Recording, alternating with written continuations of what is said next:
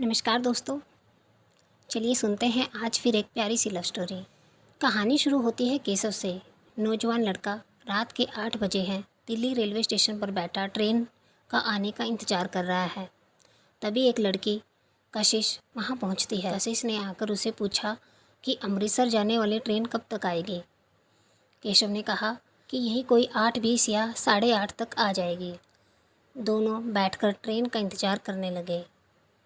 8:50 हो गए पर ट्रेन नहीं आई। लेकिन एक अनाउंसमेंट हुई कि किसी तकनीकी खराबी के कारण ट्रेन देरी से आएगी। दोनों इंतज़ार करते करते थक चुके थे तो केशव उठता है और 2 कप चाय लेकर आता है। कशिश को ऑफ़र करता है तो कशिश भी चाय ले लेती है। चाय पीते पीते पूछती है, आपको कहाँ जाना है? अमृतसर? केशव ने कहा, हाँ, मैं भी अमृतसर ही जा रहा हूँ। और अपना परिचय देता है, मेरा नाम केशव है, दिल्ली में कंपनी में जॉब करता हूँ। अमृतसर में मेरे बेस्ट फ्रेंड की शादी है, वहीं जा रहा हूँ। मैं फैमिली के साथ यहीं दिल्ली में ही रहता हूँ। आप अमृतसर से हैं? कशिश ने कहा, जी, मेरा नाम कशिश है और मैं अमृतसर की ही रहने वाली हूँ। दिल्ली में फ़ैशन डिज़ाइनिंग का कोर्स के लिए यहाँ एक पीजी में रहती हूँ। मेरी भी बेस्ट फ्रेंड की शादी है, इसलिए घर जा रही हूँ। केशव ने कहा, ट्रेन लेट हो गई है, नहीं तो हम आधा रास्ता तय कर चुके होते। चलिए, कोई रास्ता भी नहीं है, वेट ही करना होगा।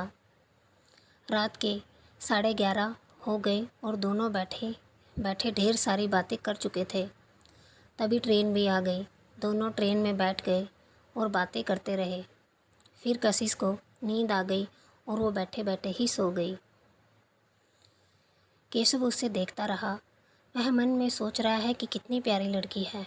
फैशन डिज़ाइनिंग का कोर्स करते हुए भी सादगी से परिपूर्ण है। इसके नाम की तरह ही इसके व्यक्तित्व में भी एक अलग ही कशिश है।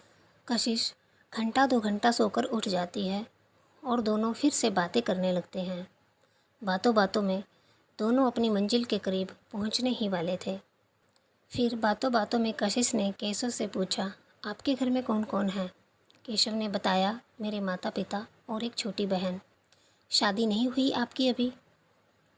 नहीं, केशव ने कहा, तो पक्का कोई गर्लफ्रेंड तो होगी ही?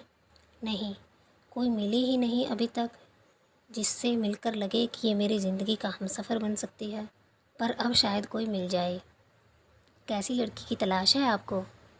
केशव ने कहा, बिल्कुल आप जैसी। मेरा मतलब है जैसे आपके साथ ये सफ़र बिना उदासी, अकेलेपन और हंसते मुस्कुराते हुए निकल गया, बिल्कुल वैसे भी ज़िंदगी भी हंसते मुस्कुराते हुए बीत जाए, बस। कशिश ने कहा, आपका धन्यवाद, पर मुझे भी आपसे मिलकर ऐसा ही लग रहा है कि बरसों से मैं आपको जानती हूँ। आप मेरे लिए भी एक सच्चे हमसफ़र हो सकते हो, पर अभी के लिए ये फ़ैसला हम किस्मत पर छोड़ते हैं। अगर हमारा मिलना लिखा होगा तो किस्मत हमें फिर एक दिन मिलने का मौका देगी। उस दिन हम आपके हमसफ़र और आप हमारे, उम्र भर के लिए। अमृतसर रेलवे स्टेशन आ गया। दोनों अपने रास्ते जाने को तैयार, पर केशव ने कहा, अगर किस्मत ने साथ ना दिया तो कशिश, आप भरोसा रखिए, सच्चा प्यार किस्मत को भी मना लेगा। दोनों अपनी अपनी मंजिल पर पहुंच गए। उस दिन से ठीक 15 दिन बाद कशिश की फ्रेंड की शादी में कशिश पहुंची तो सब बारात आने का इंतज़ार कर रहे थे। और थोड़े इंतज़ार के बाद जब बारात आती है तो एक खूबसूरत डांस परफॉर्मेंस करते हुए दूल्हे के दोस्त आते हैं। सभी का ध्यान तो दूल्हे पर था, लेकिन कशिश को उस इंसान का चेहरा दिखा जिसे दोबारा से देखने और पाना किस्मत के भरोसे छोड़ आई थी। केशव दूल्हे का दोस्त था, जिसकी शादी में शामिल होने वो आया था। केशव ने भी कशिश को देखा और देखता ही रह गया। उसे अपनी किस्मत पर यकीन नहीं हो रहा था। पास गया और चुपके से कहा, मुझे मेरी ज़िंदगी का हसीन हमसफ़र मिल ही गया, अब हम साथ हैं। कशिश ने कहा, नहीं नहीं। केशव की तो जैसी सांसें ही थम गई।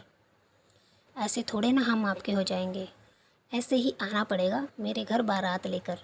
हम तो तैयार हैं, जब आप कहें। और इस तरह दोनों को एक सफ़र में हमसफ़र मिल गए।